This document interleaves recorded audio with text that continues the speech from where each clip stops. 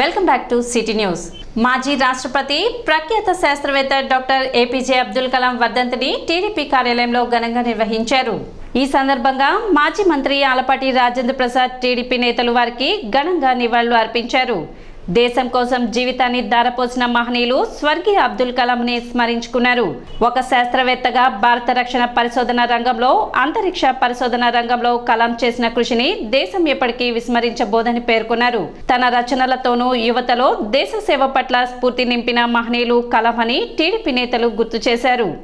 కార్యక్రమంలో పలువురు టీడీపీ నాయకులు, కార్యకర్తలు పాల్గొన్నారు.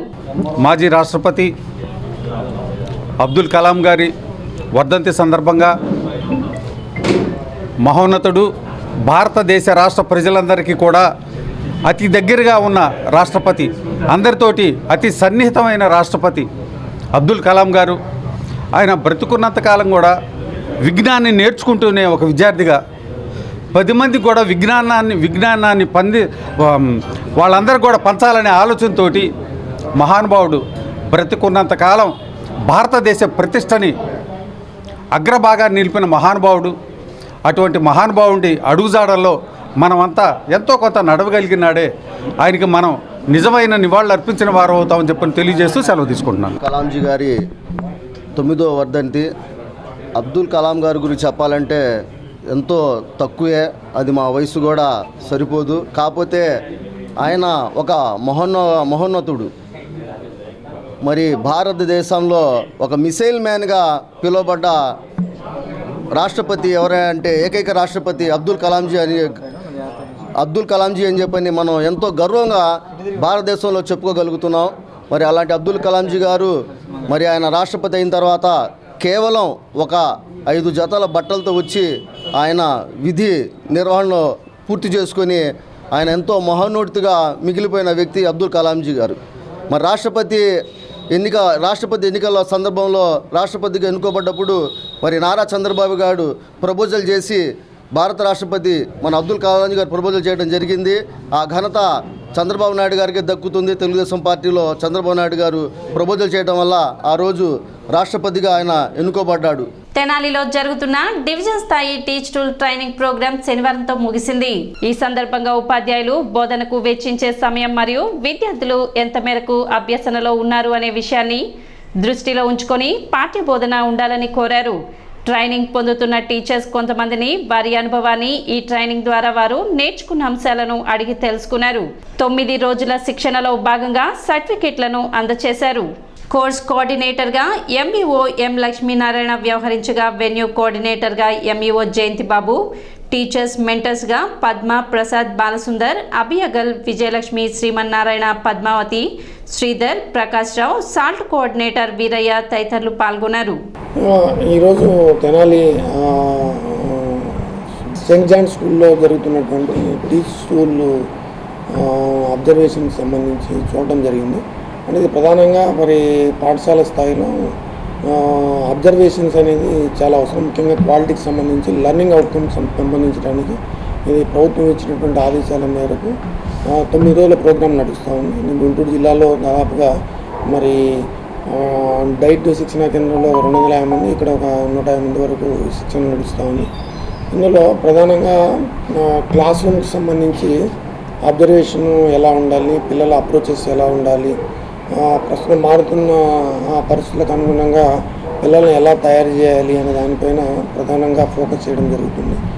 ముఖ్యంగా మరి పాఠశాల స్థాయిలో, అన్ని పాఠశాల స్థాయిలో కూడా దీనికి సంబంధించి ఒక 40 అబ్జర్వేషన్స్ ప్రతి అబ్జర్వర్ చేయవలసి ఉంటుంది సంవత్సర కాలంలో. కాబట్టి అబ్జర్వేషన్స్లో గమనించిన అంశాల ఆధారంగా ప్రభుత్వము స్టాండర్డ్కి సంబంధించి తదుపరి ఇన్స్ట్రక్షన్స్ ఇచ్చేదానికి అవకాశం ఉంటుంది. 2 years or 3 years we are seeing a rapid changes in the society, and to make our students to be cooperative with the society and the changes, and as the school plays a basic role in their life, there are some micro things in the teacher student transaction. There are some micro things we need to observe and we need to inculcate in like emotional, social, collaborative skills. Actually we don't pay so much interest on that in this transaction process, but through this teach to training we observed that respecting the students, and these observations will help the students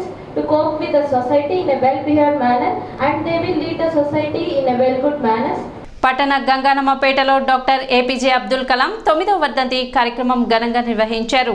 Kaleshwaram Meeravali Ganganamma మిత్ర మండలి అబ్దుల్ కలాం సేవా సమితి గార్మి జెండా committee సంయుక్త ఆధ్వర్యంలో నిర్వహించిన ఈ కార్యక్రమంలో పలువురు పట్టణ ప్రముఖులు పాల్గొని అబ్దుల్ కలాం చిత్రపటానికి పూలమాలలు వేసి నివాళులు అర్పించారు.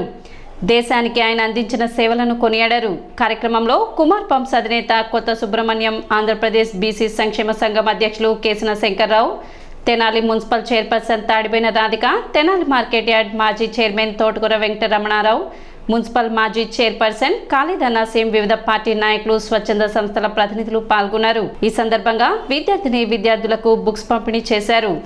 విద్యాదాత, మాజీ రాష్ట్రపతి వారి యొక్క వర్ధంతి సందర్భంగా తెనాలిలో వారి యొక్క మిత్ర బృందం ఘనంగా వర్ధంతి వేడుకల్ని జరుపుకున్నటువంటి నేపథ్యంలో ఈరోజు మరి మేము ఇక్కడికి రావటం జరిగింది. అబ్దుల్ కలాం గారి గురించి దేశ చరిత్రలోనే తెలియనటువంటి వ్యక్తులు ఉండరు. ఒక సామాన్య కుటుంబంలో జన్మించి అంచెలంచెలుగా ప్రముఖ విద్యావేత్తగా పేరు ప్రఖ్యాతులు గడించి ఎందరికో దేశంలో ఉన్నటువంటి అన్ని వర్గాలకు కూడా విద్యను అభ్యసించే విధంగా ప్రతి ఒక్కరు కూడా విద్యను అభ్యసించాలని ఆయన యొక్క సంకల్పం. ఆనాడు మరి కేంద్ర ప్రభుత్వం కానీ అందరూ కూడా ఆలోచించి అబ్దుల్ కలాం గారిని రాష్ట్రపతి చేసినందుకు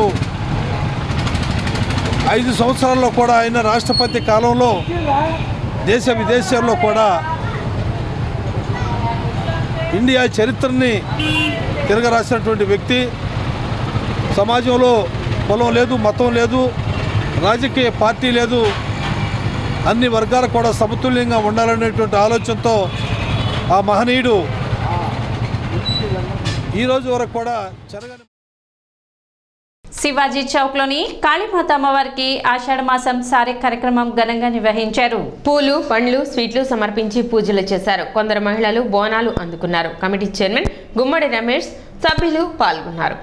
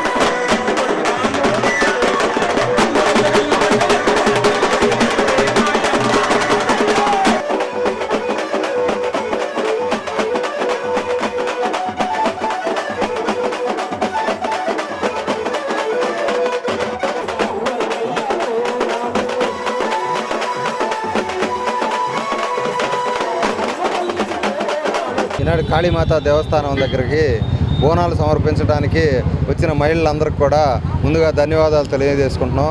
బోనాలు అసలు ఈ బోనం అనేది తెలంగాణ సంస్కృతి, కానీ ఇది ఆంధ్రాలో కూడా తీసుకురావడంలో వీళ్ళందరూ కూడా తీసుకురావడానికి వీళ్ళందరూ కూడా బోనాలు ఇక్కడ సమర్పించడానికి మా ఆలయ కమిటీ తరఫున అందరికి కూడా మళ్ళీ ధన్యవాదాలు తెలియజేసుకుంటూ సెలవు తీసుకుంటాం. మేము శ్రీ లక్ష్మీ నీలంపాటమ్మ వారి పూజలు అవి చేస్తూ ఉంటాము. ప్రతి సంవత్సరం ఆషాఢ మాసంలో ఏ గుడికైనా వెళ్ళి బోనాలు అవన్నీ తీస్తూ ఉంటాము. ఈ సంవత్సరం ఈ కాళికా అమ్మవారి దగ్గర ఈ బోనాల కార్యక్రమం ఇవన్నీ జరిపించాలని అమ్మవారి కల్లో కనిపించి చెప్పారు. అందుకని మేము ఇక్కడికి వచ్చి ఈ బోనాల కార్యక్రమం అమ్మవారికి ముత్తైదులు పసుపు కుంకాలు తీసుకొచ్చి అమ్మవారికి అన్నీ సమర్పించాలని అమ్మవారిని 2-3 రోజుల నుంచి చాలా ప్రయత్నం చేసి కమిటీ సభ్యులు అందరికీ నేను దీని గురించి తెలియపరిచి ఈరోజు ఇంత కార్యక్రమం జరుపుతున్నానంటే ఆ పరమేశ్వరి దయాని అనుకుంటున్నాను. అలాగే నా కోరిక మేరకు ఇక్కడ దాకా వచ్చి వాళ్ళ సమయాన్ని నాకు కేటాయించినందుకు కమిటీ సభ్యులందరికీ నా కృతజ్ఞతలు. అలాగే ఈ సంవత్సరమే కాదు, పరమేశ్వరి దయతో ప్రతి సంవత్సరం ఇదే సమయం ఆషాఢ మాసం వచ్చేసరికి ఇలాగే సారే అమ్మవారికి బోనాలు అవన్నీ సమర్పించాలని ఇప్పుడు నేను గట్టిగా మొక్కుకుంటున్నాను. గత శనివారం రాత్రి అమెరికాలో జరిగిన రోడ్డు ప్రమాదంలో మృతి చెందిన జట్టి హారిక భౌతిక కాయం తెనాలి చేరుకుంది. తెనాలి ఐతానగర్లోని నివాసం వద్ద హారిక భౌతిక కాయం ఉంచారు. హారిక భౌతిక కాయాన్ని చూసి తల్లిదండ్రులు జట్టి శ్రీనివాసరావు, నాగమణి, బంధుమిత్రులు కన్నీటి పర్యంతరమయ్యారు. ఎంఎస్ చేసేందుకు గాను గత ఏడాది ఆగస్టులో అమెరికా వెళ్లిన జట్టి హారిక రోడ్డు ప్రమాదంలో మృతి చెందడంతో కుటుంబ సభ్యులు శోకసంద్రంలో మునిగిపోయారు. శనివారం ఉదయం హారిక అంత్యక్రియలు నిర్వహించారు.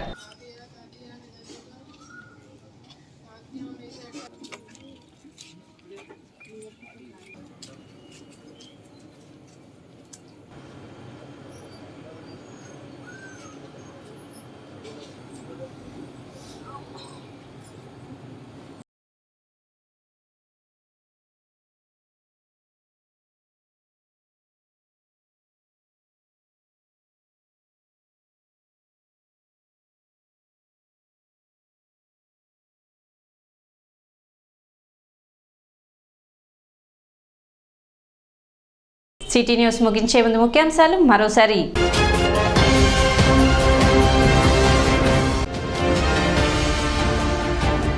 శాంతి భద్రతలకు విఘాతం కలిగించే రౌడీ షీటర్లపై పీడీ యాక్ట్ అమలు చేస్తాం, డీఎస్పీ రమేష్ బాబు హెచ్చరిక.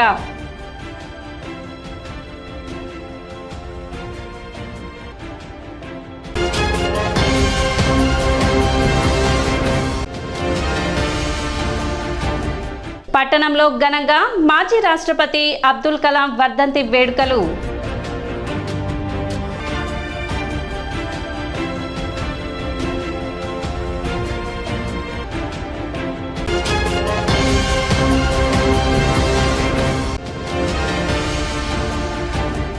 తెనాలి నియోజకవర్గ టీడీపీ లీగల్ సెల్ కమిటీ సభ్యులతో ఆత్మీయ సమావేశం నిర్వహించిన మాజీ మంత్రి ఆలపాటి రాజేంద్ర ప్రసాద్.